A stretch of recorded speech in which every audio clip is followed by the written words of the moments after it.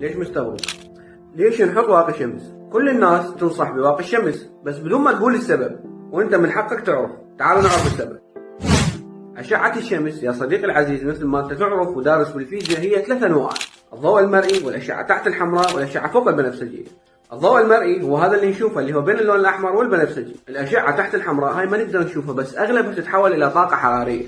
الأشعة فوق البنفسجية وهي أشعة بها طاقة عالية وهاي فيها 3 أنواع: UVA والUVB والUVC. ونبدأ من الأخير ونرجع للأول. UVC هي أخطر وحدة بيهم ولكن يتم امتصاص أغلب الإشعاع بالغلاف الجوي.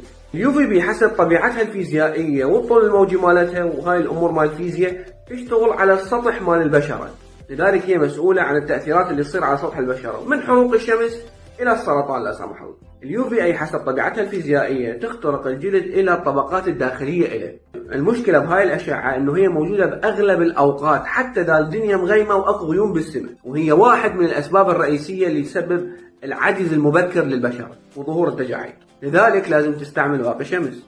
زين، هو شنو هو واقي الشمس؟ الحلقة الجاية.